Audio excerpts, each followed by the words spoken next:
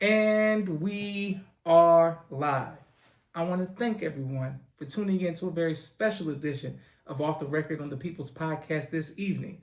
We have a magnificent guest with us tonight, one who is going to give us some amazing information as well as inspiration.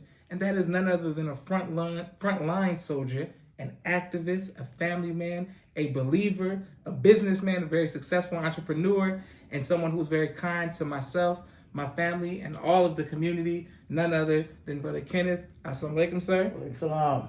This means a lot to Joshua, myself, my family, and the viewing audience of the People's Podcast. Part 2 interview with our brother as we learn about the life of his brother, Brother Eric Muhammad, as well as Minister Abdul Kareem Muhammad, and the history of Mosque number 7 in the early days, all of the pioneers.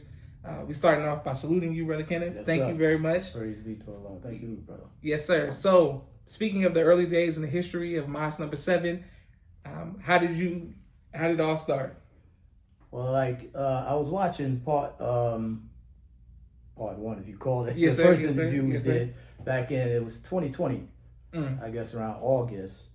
And people go to that one, Yes, sir. Not a lot of y'all watched it, but yeah, we could. But you can find out, more from there. But going back to my brother and Brother Kareem, of course, Kareem being an integral part of the rebuilding of the nation. And we just had his service last week.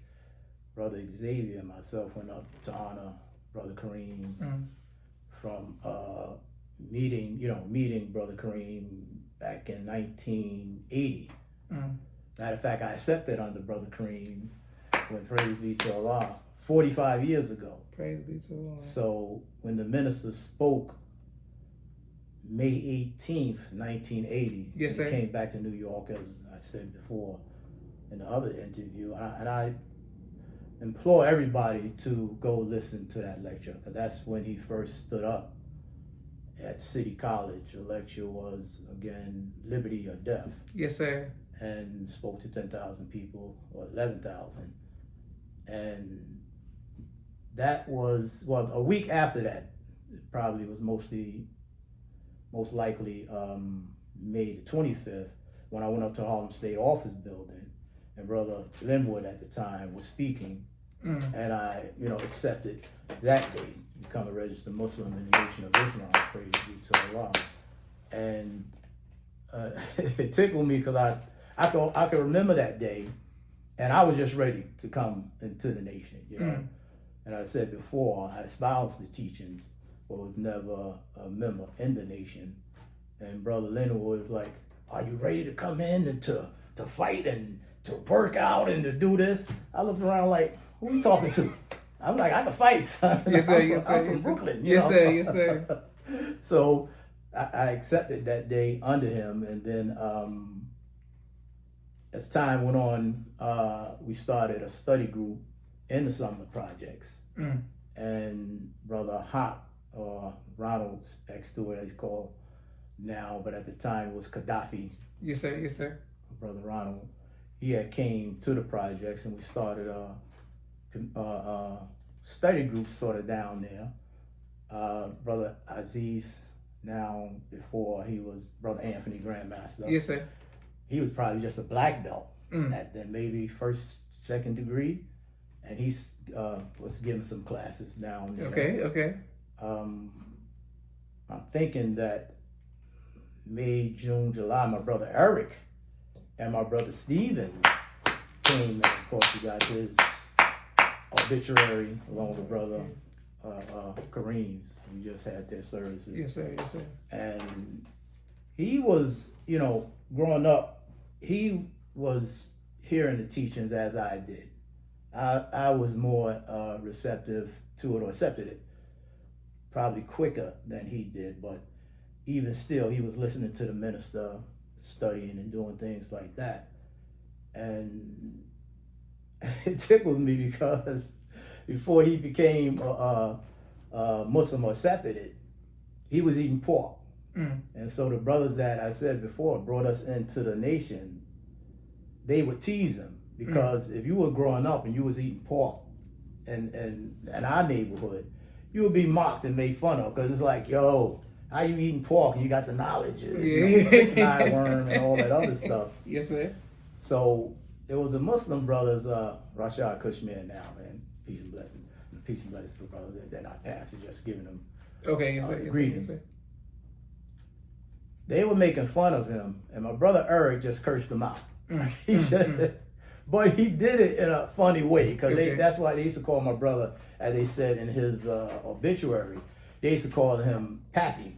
Okay. Pat, because they said he had an old look or demeanor. Okay. So they just teased him, but he just, we call it again, ranked him out. He just ranked him out, and they were just laughing at him because even when we were growing up, we was younger. The brothers, they were just jokesters anyway. You know? Yes, sir. Yes, sir. And they would just tease him, and every time he ranked them out or said something to him in a very vulgar way, they just laughed. It just made them laugh. But that was partly what my brother, he came, and in that 1980 year, we started to build, going to Harlem State Office Building. That's, where it was when yes, sir.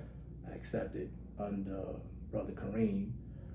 Again, Brother Alpha Farrakhan was there, Brother Hawk. I was in orientation class with Dr. Alim. Okay. It was Dr. What was his name for that? Wow, it's been a while with Dr. Alim. But my brother Eric. Maurice, brother, Dr. Maurice, because I remember sitting behind him in class. He had on a turtleneck, and, I was like, okay. Somehow I just remember, later on he was a doctor. And my brother Eric, when Dr. Maurice Alim at the time was sent to Washington, he drove down with the doctor at that time. I don't know if Dr. Alim remember that, but he drove down there to him to help him move from New York to Washington. Beautiful. Man, I could go on with a few other things, but I don't know if you want me. Oh yeah, go ahead, keep going. I'm right here with you. And then again, my other brother Stephen, as I was showing you in the pictures, us three, we came in. Yes, sir. We came to, because we was going all over the place, Harlem State Office Building.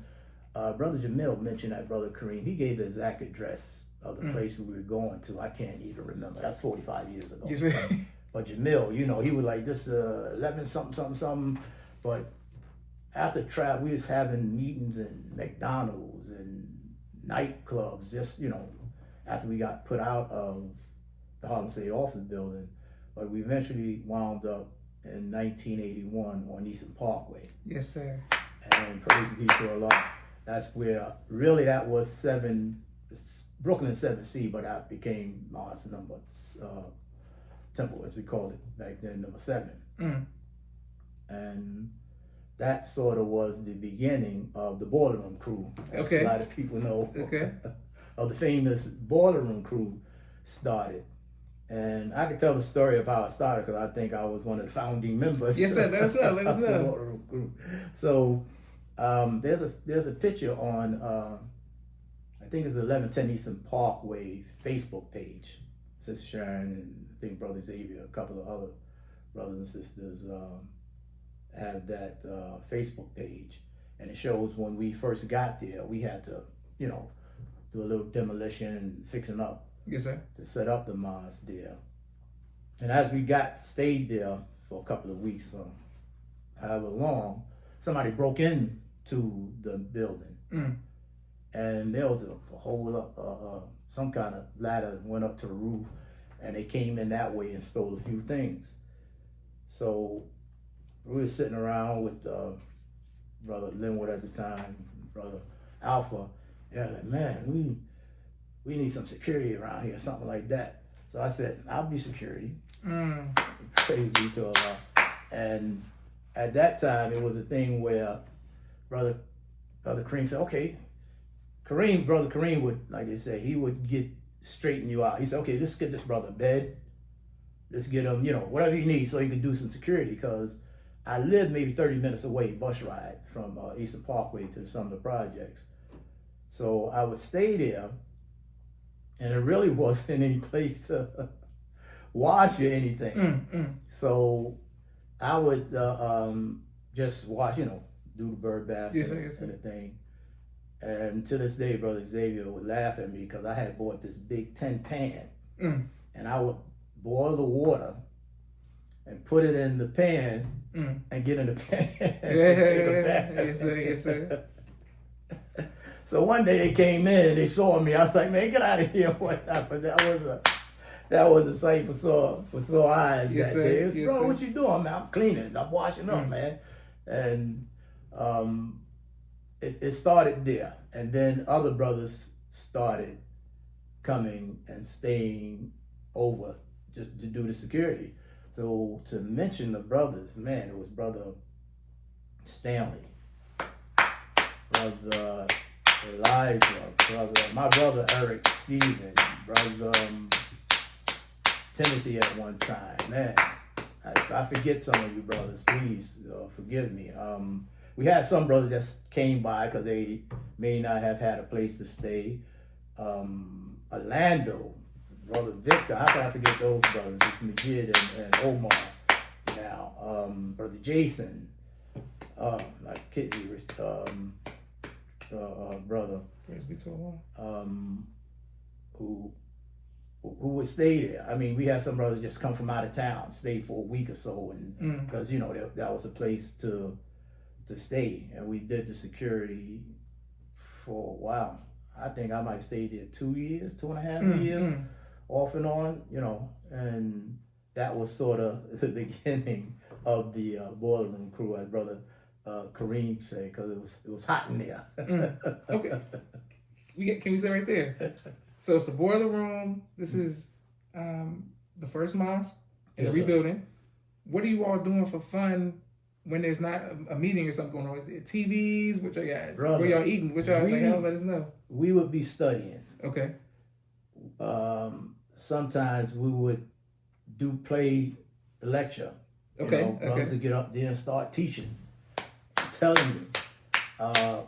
One time when the minister, he did the call of prayer, Allahu Akbar, Allahu Akbar. Yes, sir. We would, Brother Hafiz, Brother Kevin at the time. Brother Kevin was a boiler room crew. Okay. I never forget. Yes, sir. And I remember we were just doing the dawn, the call to prayer. We'll cook, we'll clean. I made a mean bean soup, man. Okay. So, as my daughter, Kenneth, now makes a mean bean soup.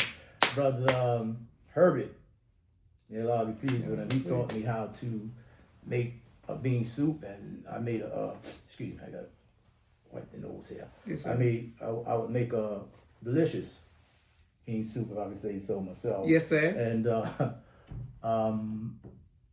we clean the mosque, paint the mosque, inside and out, and listen to, you see, back then we had the cassette tapes. Okay. You really didn't have, we did have the videos. We did have some videos. So we would watch the videos, and you got to realize we're 20-year-olds. Yes, sir. Yes, sir. 1980, yes, sir. I'm 20-year-old, 21 and going on. Yes, sir. And we would, listen to the minister tapes, cook, clean, get prepared for the next mosque meeting, setting up, getting ready for when the minister either will come to town, or if he was near town, we'd get in a caravan of cars and go from state to state, north, south, east, west. I think, like Sister Sharima said, if the minister was anywhere near us, we would come and get him. And if you was blessed, I remember riding in a car with Brother Honorable Minister Farrakhan back then, with Brother Kareem, and it was me and Brother Elijah that day. The minister was going to see a friend in the Veterans Hospital, and I mean, it was just an honor to be doing security. I mean, me and little Elijah and whatnot would bring Linwood at the time and the minister. And it was the coolest thing because the minister had on a seersucker suit and whatnot. And he was walking down the street. I was like, yeah, I got to give me a seersucker suit for that. That is cool. Can you let us know what that is? What is a seersucker suit? A seersucker suit, if you ever see like the with the barbers, the white and the blue Okay. stripe Yes, sir. Yes, sir. fabric, and it's a cotton. Now they're making it polyester, but the original ones were made out of cotton. It's a more breathable suit to wear in 85, 90 degree weather. And sometimes the suits are made, I do tailoring. So yes, sir. Yes, sir. they're like either unconstructed or maybe if they are constructed, meaning fully lined, it's breathable. I think the brothers in New York, along with my brother, they had like a seersucker day. They all wore the seersucker suits and whatnot. So that's just the fabric that the suit is made out of. So when you get to the 90s and the 80 degrees, that's the suit you want to put on, because it's more breathable. But doing that security that day for the minister, sort of, we was with him, me and Brother Elijah, Kareem in Seville, just Minister Farrakhan, Brother Kareem, and me and Brother sitting behind them, pulling up to the mosque, and they're wondering, they're looking for where the minister at. We just get up out of Brother Kareem's Seville and whatnot. But yeah, those were a great time. You're talking again, man, 40 years. They've been helping and working, and I'll do it again. I would do it. By the grace of Allah. I would, of course, try to do better. Work smarter, not harder. Yes, sir. Yes, sir. By the grace of Allah. But yes, sir. Beautiful. Now, first of all, we want to let you know that on behalf of myself, my family, and the Viewing Artists of People's podcast, we salute you, we honor you, respect you, Brother Kenneth, and we thank you for your sacrifices and the many sacrifices of yourself and your family for helping to establish Islam not only in the East Coast, but all throughout the world, and just being a very kind brother and very serious and very stern, but always very kind. How did your family and friends feel about you all accepting the teachings? Oh man, again, this is back when I first got the teachings, was back in the early 70s. So it was around 72, 73. Okay. And I remember going through school with it. It was a brother. What grade are you in when you're in 12, 13 years old? Can't figure exactly, but I remember. 6th grade, 7th grade. Yeah, I remember though. There was a brother that was Jehovah's Witness, and I would debate him every day with Islam and Christian. Back then, we would dog out or really whip on Christians. We're talking about Spook God, and I can't remember half of it now because we haven't been doing it in so long because the minister just stopped us from debating and trying to condemn one another with it. Again, my mother is a Christian, so praise be to Allah. As I said before, I'm such a good Muslim because my mother was such a good Christian, or and vice versa. So I never disrespected my mother, coming up. Yes, sir. With the teachings and whatnot. And my friends, half of them, probably accepted, Islam just as much as I did. My best friend, Calvin Bowers, slave name, but we used to call him Ham, short for Hammer. We used to be called Hammer, but we were getting into I can't say we got into the 5%, but we started studying the lessons. Yes, sir. Yes, sir. So when we would study that together, go to the library and study and things like that. So I had no problem, because if you tried to challenge us with the teachers, we just shoot you down. Yes, sir. Whatnot. Again, with my family, it was more receptive of it too. But like I said before, man, I was in the world with it from the 70s. Like I said, from 75 to about 78. But prior to that, I was just not eating pork, trying to be righteous and things like that. Yes, sir. So yeah, not much of a problem. Okay, beautiful. Now, when it comes to your brother, may Allah forever be pleased. He was always very kind to me and my family, and watched us grow up. But he was very serious backstage at the drill competition. Anytime we around, always with the New York. Yes, sir. Yes, sir. What was he like off when he was not in soldier mode? When he was not like suiting both sides? My brother's one of the funniest persons in the world. Okay. I don't know if it was a thing growing up in some of the people, but we just had jokes. Okay.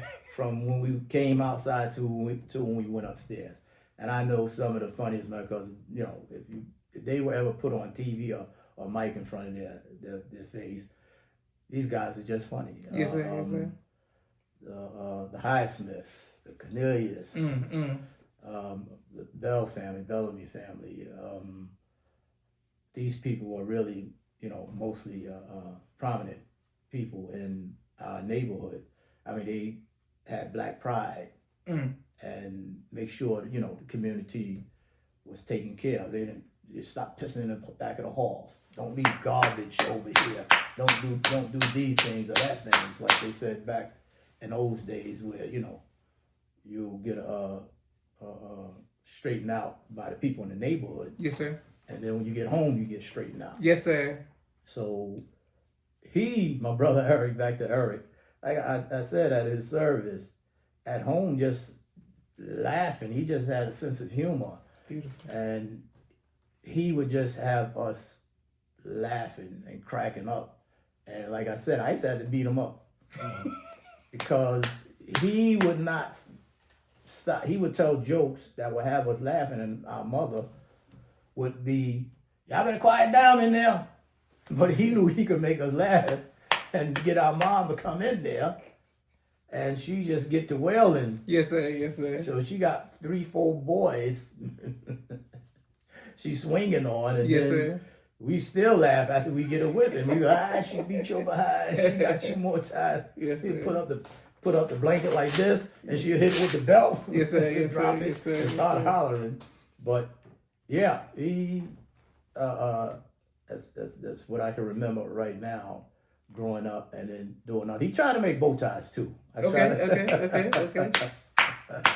But he never wanted to listen to me the way I tell him, "Brother, you got to do it like this." I got it. But yeah, he bootlegged my bow ties. He bootlegged your bow ties? Let's stay right there with your bow ties. First of all, for everybody who's watching the People's Podcast and has been, we appreciate you all for every like, share, subscription, anonymous cash apps, and super chats as well. You all know that one of the original sponsors, it has been brother the extraordinary bow tie extraordinary maker himself, none other than brother Kenneth. How did you develop a love for? You said you tailor suits as well as bow ties. How did you get into fashion, and what made you focus on the bow tie? Yes, sir. If you go back to part one of the first interview we did, I started sewing at the age of 13. Okay. And that's because tailor-mades were prominent back then. And from 13 on, I mean, we made tailor-made pants. I made my mother's church dresses. We made bags. We made hats. My man Bell, Malachi had Bell's fashion. Okay. But Malachi wasn't a tailor. He was more the salesman and the designer. But his brother Isaiah, Jerry, as we used to call him, he was the one that was the tailor. Okay, yes, sir. And I learned under him how to make clothes and tailor-made pants. And he and I would get together and just make some product if we wanted to make. Like I said before, first I remember starting making women's velour tops. And we would make the clothes, go to 34th Street, sell them, make $1,000 or whatever, and then go blow that gambling or whatever. But then he had tailor shops here and there. My brother Eric with B&E Fashions, with brother Barry of Shabazz Brothers. Now they started clothing store up in the Coliseum. Okay. And B&E was Barry and Eric, and I made some outfits, would make outfits for them, or they'll bring me stuff to work on, just very similar stuff Dapper Dan was doing. Mm-hmm. And again, me coming up learning 73 to 80, so I had that skill. And in the community center where we were having the study groups, Steve Payne and Mike Payne and family, blessings to them, their mother gave us the keys to the community center. Okay. And she wasn't supposed to do that. And we, Jerry and myself, we would, Isaiah, we put our sewing machines down there. And we had like 24-hour access, you know. So when the community center supposed to probably been closed at 9, we was down there to 12 o'clock at night, 1 o'clock in the morning, making clothes. Like I'm selling the clothes we were making to go sell. Yes, sir. And at that time, I started making the bow ties. So I had got a bow tie. See some of my bow ties here. Yes, sir. With the ones, as a matter of fact, the red, black, and green bow tie like this. Beautiful. I had made one of the first red, black, and green bow ties for brother Dr. Khalid. Okay. You ever see the picture with him? Yes, sir. You made that bow tie. Yeah, and it's very similar to this. Beautiful. To this one with the red, the black, and the green, when he became the minister of Harlem. Come on. So that was probably the 90s.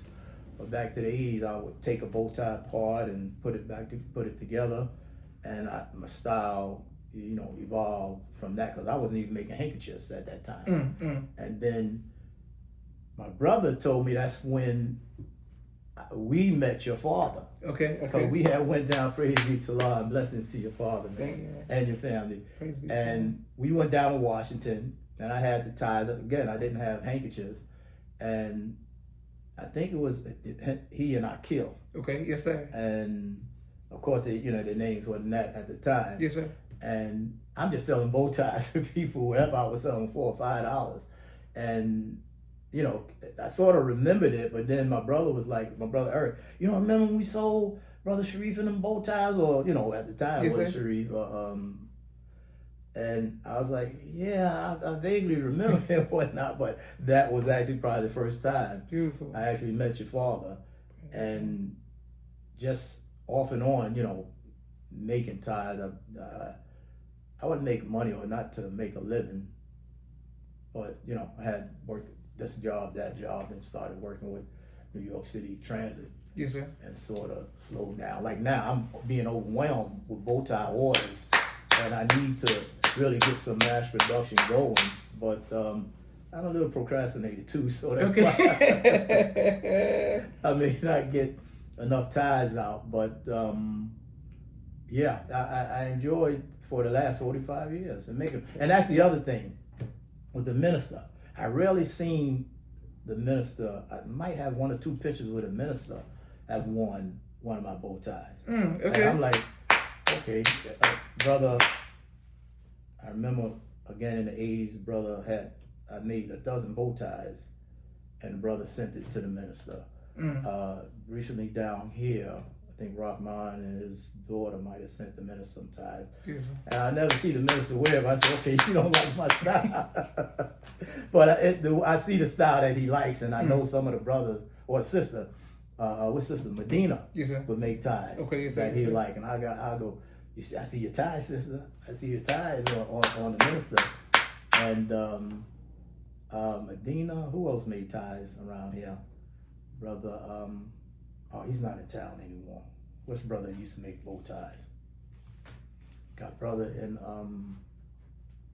California that make ties. There's no order bow tie makers. Of course, when we go to Savior's Day, yes, sir, we'll see many of them. What's my sister and Sakina down in St. Louis?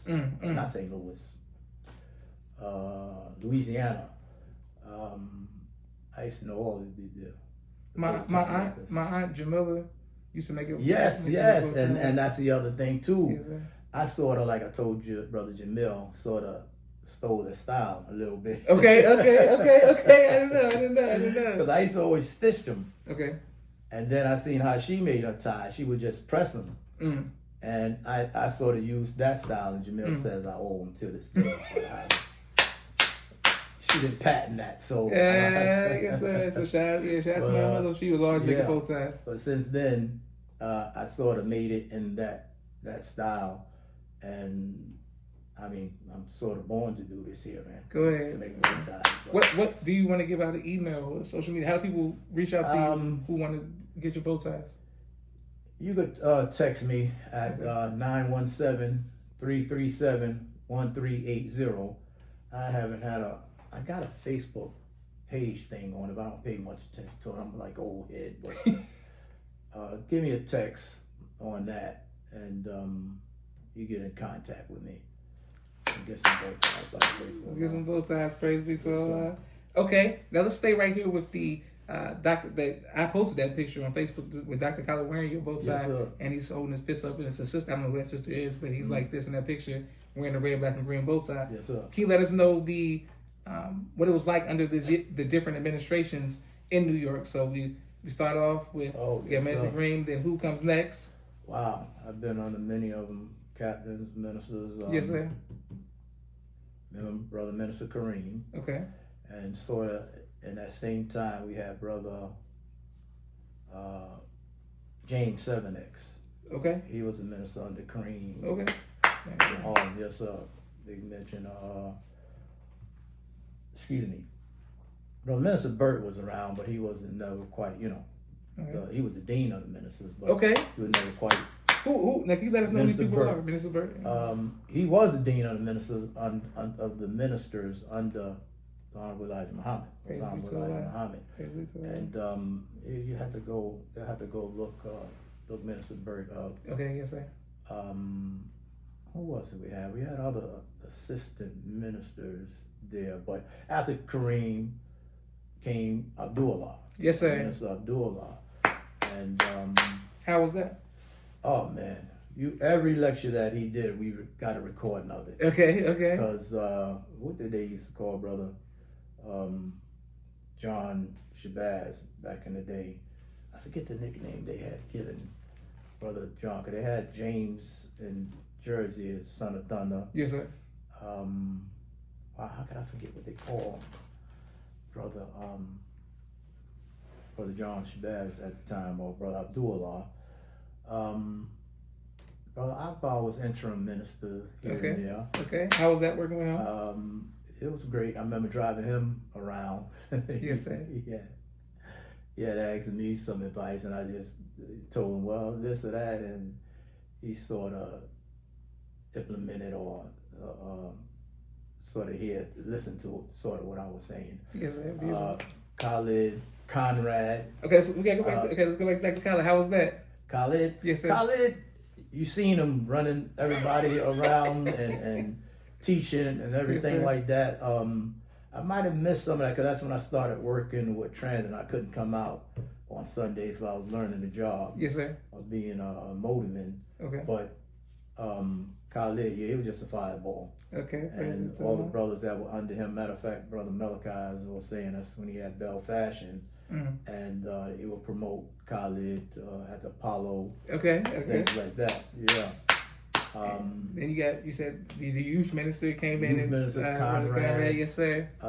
Again, Conrad, that was my minister. Okay. So I was under him getting, advice. He knew my brothers well. I just seen him at the service. Oh, okay, good.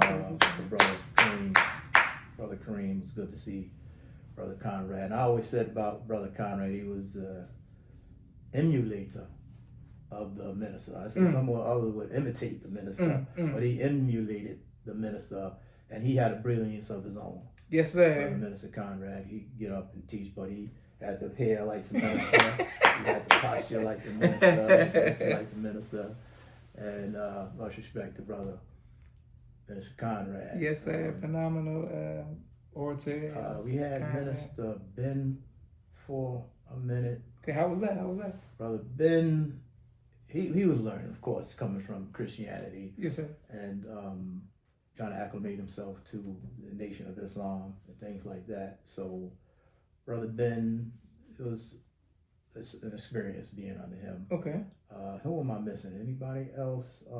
Hafiz, of course. Yes, sir. Yes, sir. Yes, sir. The regional minister of the nation. Of course, I'm coming up with him. How was that? It was good to be under him. Again, where was I? Because he was in Brooklyn, and I was living in Long Island at the time. And I remember when the mosque got attacked, whatever year that was, and Hafiz was at the time, Kevin was the minister in Brooklyn. Okay. And Conrad was the minister in Harlem. Yes, sir. Dennis was the captain. And they attacked the mosque, and I'm on the phone fielding calls. And I remember when your father called. What's going on? I said, this brother Kenneth, what's going on, bro? What's happening? I said, sir, everything is under control right now. You know, we're at a standstill because they tried to come in the mosque and they were put out the mosque. And Hafiz called on the phone. Now, he's in Brooklyn. Could take you 25 minutes, a half an hour getting to the Harlem Mosque. What's going on, brother Kenneth? You know, everything's cool right now. We at a little standstill. I hung up the phone. 15 minutes later, Hafiz Kevin was coming through the door. I looked at him, I'm like, bro, you must have ran every stop sign, stop lights, Praise be to didn't pay the toll or whatever Yes, sir. to get up there. So that was, prior to him becoming the minister, but, eventually he became the minister. I can't think of any Can we stay right there? So you're in the mosque on the phone. Yes, sir. Yes, sir. What was the climate like when it first? How did take us back? There's statute of limitations on things. But I can say it like this: they came in, they were rolled out. Praise be to God. I remember going downstairs because the brothers were just rushing out, and we went down there. The police cars started pulling up, black officers, and it was icy outside. So everybody was slipping. Brothers were grabbing, police were grabbing. They were Mason brothers. And we get back upstairs, and we had a gun and a radio from the police. And so I don't want to talk from there. Okay, yes, sir. It's okay. Yeah, say less. Yes, sir. Good. But it was, again, I'm monitoring the phones, and they're calling, we got this issue here with you guys. So you got to do this first. And Brother Minister Conrad was on. He said, well, what are you doing attacking us? Y'all know the protocol, because they had a protocol that they were supposed to contact this person, especially with Captain Dennis. Yes, sir. Because Captain Dennis had a rapport with the police department. So they definitely should have talked to him first. But it was a young rookie, from understanding, that was trying to press a female police officer. So he thought he was just going to walk up through the FOI. Come on, man. Checkpoint. Oh, no. I mean, it was a misunderstanding. Because he said that there was a robbery going on or something like that, whatever it was. But on that block on Fifth Avenue, they had drug dealers all out there. But when we would have meetings, they would disappear. Beautiful. So we're having a meeting. We thought maybe they called the police or something like that and sent them guys. At least that's what the young police officer said. And that was a time where Giuliani had just became the mayor. Okay.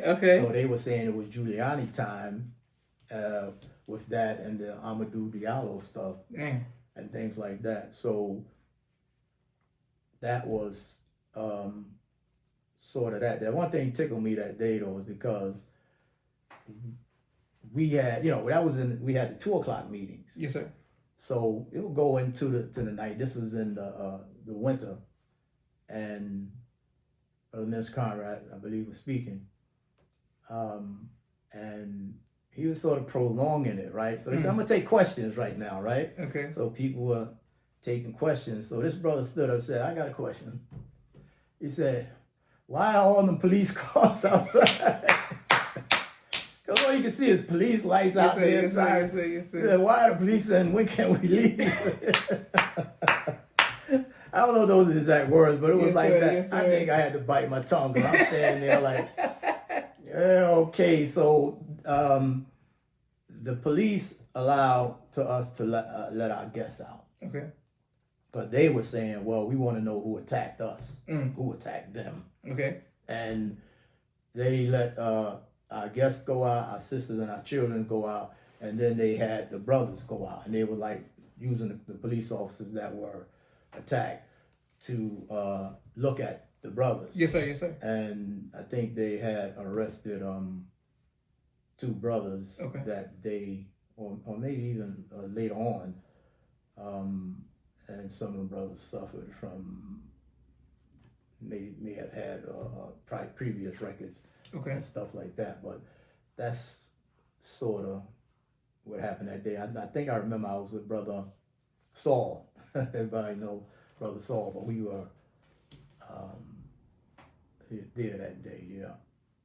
Okay, so what was the resolve? What happened at the end? Like I said, they I think it was Brother Anthony had to go to trial over that. Might have served some time. I can't remember any of the. But there was no casualties or nothing on our end. No, like I said, it was some macing and some biting and nothing with no guns went off or anything like that. That's a story from the 90s, I think, or late 80s. But yeah, by the grace of Allah, nothing jumped off like back in the 70s when they had attacked the mosque. Yes, sir. Yes, praise be to Allah. Thank you for being a frontline soldier, holding it down. Praise be to Allah. Yes, sir. Okay, this is one of the reasons we do the People's Podcast right here. You all get exclusive information, and please go back and, of course, watch Brother Kenneth's first interview, but as well as some of the other brothers. Brother Khalil, he goes by Khalil now, but Brother Chris at the time, and other people who told their stories about being there. Brother Stephen was the secretary, Steve who lives in Atlanta, but he was the regional secretary. Yes. And he was telling it from his standpoint. So everybody go back and see the fight and Captain Dennis and how it all came together. And of course, I'm going to reach out to our brother for a part 2 interview. We spoken recently, Minister Conrad, about I got to hear what his side and how did he handle all of that. It's just, you all lived in amazing lifetimes on top of life. Like, y'all had just 80s, 90s. What a great time to be alive, Brother Kenneth. And we thank you all, salute you all for holding it down. And we stand on your shoulders. And we respect everybody who put in the work for us to say Assalamu Alaikum and original salute and Ashhadu an la ilaha illallah Muhammadan Rasulullah. We thank Allah for you all sincerely. Okay, Brother Kenneth, for people who don't know, you were very close with someone who I looked up to, a mentor to many, Minister Abdul, Rahman, Muhammad. Yes, sir. Why were you all so close? Yeah, I was just watching our video. Again, I'll be giving the same answers. Again, Rock, I guess he said he liked hustlers and people like that. But I came down here, I would just, sit with him, and he would see me, I call it hustling or being an entrepreneur. I'm selling, of course, the ties and the lapel pins.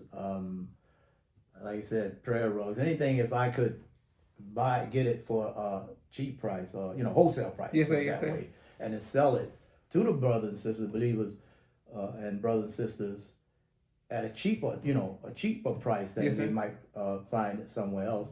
I would do that. And that's, what Rock did. And even when he was in the so-called first, Rock would come to New York and buy suits and things like that. Okay. And he would come back to Atlanta. He always would talk about being with Brother Captain Yusuf Shaw. Yes, sir. Yes, sir. Said, Shaw would school him on, how to, do things at the mosque. And Rock never took a salary from the mosque back then. He just knew how to hustle and make money to take care of himself and his family. Crazy. And getting around him. I was on disability retirement, and just would sit and hang with him, myself, Xavier, and many of the other brothers. A good brother, Xavier. Yes, sir. I mentioned your name, brother. And you know, what's the word I'm looking for? It just became natural being around him and with him. And he would call me, and I would see his call sometimes. I'd be like, rock. I'm not a morning person, so it'd be early morning.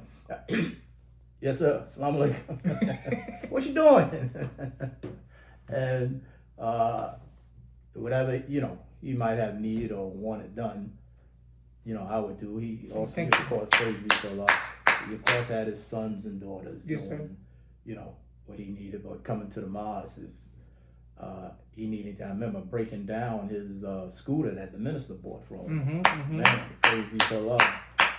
Honorable Minister Louis Farrakhan getting him that scooter. Yes, sir. I became so proficient in that thing, man. I take that thing apart, and I had a little old car. I would put it in the trunk, break it down, and then when you get back out, put it back together. Yes, sir. Yes, sir. And fix it up here and there a couple of times, and Rock would get on the scooter and get going. But it was an honor and a pleasure being around him and with him and meeting our dear brother, Minister Rahman.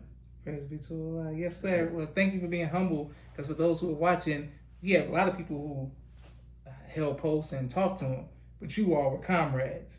I mean, I'm saying this is primary source. I saw with my own eyes for years, on top of years, like he spoke to you like ways he didn't speak to other people in a loving way, like y'all were friends, man. And I admired that, to see you be with him in such a loving way and caring way, and a way where some people like to leech and attach themselves and try to finesse people as they get older. No, you were never like that. It was always sincere, and I could tell, we could tell that you were his brother and his friend. So we salute you for that. And thank you. I would get some gems from him too, because when he would say, it was like E.F. Hutton to me. That was an old commercial. Yes, sir. Yes, sir. He would say, the Honorable Elijah Muhammad said, because he's having personal yes, sir. Yes, sir. Yes, sir. with the messenger. And most of the times, the thing he said it to everybody or many people. The things that the messenger would say to him. I can't think of many or any right now, but I remember one time he said, the messenger said, brother, you can't please everybody. Somebody was just not pleased with something. Yes, sir. Yes, sir. Yes, sir. Yes, sir. Yes, sir. And I just don't have that recall right now. Our dear brother. Yes, sir. Well, I just praise be to Allah. Yes, okay. Now let's speak about you. How's being a grandfather change your perspective and outlook on life? Being a girl dad, as they say. Yes, sir. It's a blessing. I'm an old grandfather, 65, and I thank my daughter Fatima giving us a grandson. Beautiful. With fiance now, Devon, young boy. When is he born? The 9th of May. So he's just a few weeks old. 3 weeks on probably a month. And man, I gotta go see him again. I haven't seen him since I've been back from New York, Jersey rather. And I can't just wait, because he's so small. I was afraid to hold him. Yes, I haven't held a baby in so long. And I'm like, okay, I don't want to hurt him or or see. That's sort of wonder with him. Praise be to Allah. Beautiful. Praise be to Allah. So yeah, and with the 4 girls, they when they were young, we said, don't bring no babies home. Yeah. So they held to that, but now it's like, okay, who's having the babies? Are we ready for babies? Because now I'm 65 without any grandchildren. Yes, sir. And they're a blessing. I can't wait to see him more and do more things with him. Wonderful. Yes, sir. Okay, now, Brother Kenneth, we often speak about music with our guests, but today we would like to ask you about what type of films and movies do you enjoy watching?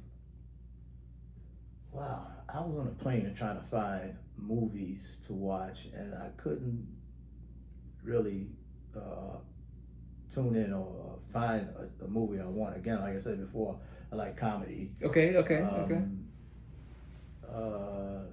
I rewatched I Am Legend Okay. on the plane, but that was just because I was trying to find out what was the cause of the breakout, because it reminded me of COVID. Yes, sir. And what it was, they had found some kind of, was it cure for cancer or something?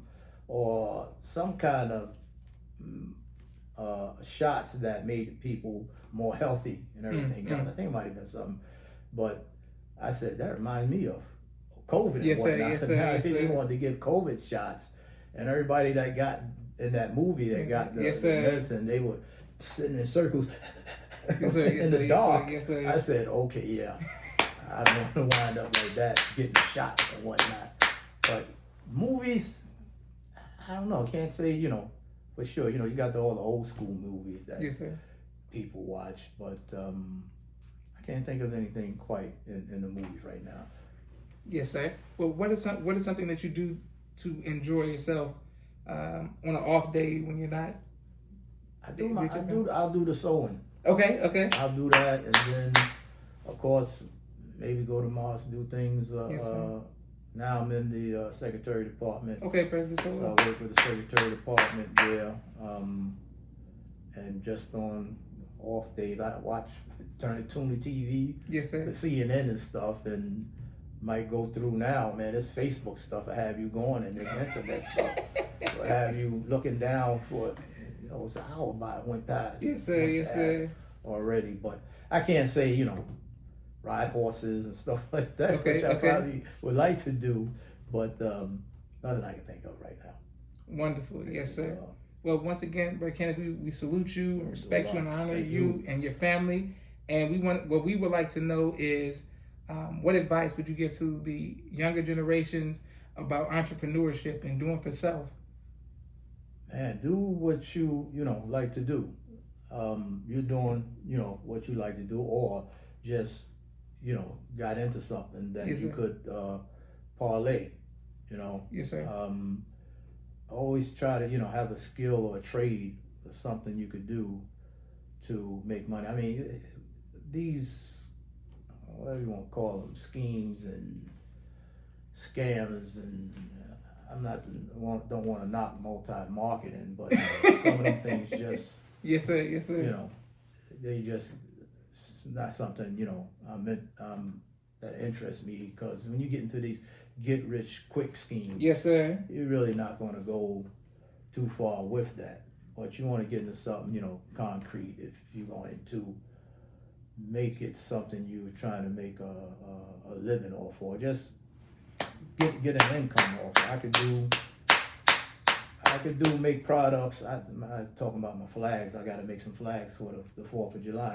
Things like that. That'll, if I could take $100, and I take $1,000 and turn it to $2,000, you can't tell me anything about. Again, not one not multi-marketing, but you can't tell me anything if I could take $umpteen and double it. Yes, sir. Or triple it, or even right now get it up to 50%. So that sort of be my advice. But sometimes, like I say, you just got to work, do whatever. Like I said, you got to collect bottles. Yes, sir. And daggone street just to establish yourself to make a living. Beautiful. Praise be to Allah. Yes, sir. And lastly, speaking of the flags, we're in your home. This means a lot. I asked permission. I could hear the voice of my mother. My father said, make sure you don't put your hat on in nobody's house. So I asked permission to wear my hat. But as we are in your home, sir, we are behind Master Farrakhan Muhammad, the most honorable Muhammad, Abdul Farrakhan, starring Crescent. To our left, the National. What advice would you give to people, especially the younger generations, about holding on to your faith for so many years? This is decades, and you are still bearing witness there is no God but Allah. Muhammad is his messenger. What advice would you give to everybody coming after you, sir? Oh man, I give much respect, because seeing the younger brothers and sisters come into the mosque, and me working in the secretary department, I'm signing people in. Yes, sir. I'm seeing them, and I'm like, that's what I did was for them to come back by the grace of Allah, I see my daughter there, have them come up. It's time for us to let them to come and take over, because Yes, sir. I can't do too much checking, man. If I get down there, person I'm checking might have to help me back up. I mean, but again, like I said, that's what we did. And I don't know, I guess I'm sort of that type of person that I stick with, my word. Yes, sir. And we're being blessed with a new property and things like that. That's what we work for. That's what we want to see. And I wish the Rock was here to see those. Yes, sir. Other brothers and sisters to see and to thank the minister. Beautiful. For blessing us. And like he said, or I heard they said, he said that I didn't do it. We did it. I'm going to paraphrase it. But keep the faith, man. Just, again, try to do your best to stick with this here. And like I said, with the youth that's coming behind us, that's what we're doing it for the babies, to bring them up, to bring them in. So it all won't be for naught. Praise be to Allah. Beautiful. And on that positive note, we thank you, Brother Kenneth. Thank you, your family, and thank you all for watching. This is Joshua Leonard Muhammad signing off of the People's Podcast. Assalamu alaikum, sir. Walaikum salam. Thank you, your family too, brother. Oh, thank you. Blessings to your family, and I know your sister. She always, I said, if you mess with you gotta watch out, because your sister is going to be there. But let me let you go off, and yes, sir. Walaikum salam. Thank you all for watching. That was excellent, Brother Kenneth. Yes, sir. Cool.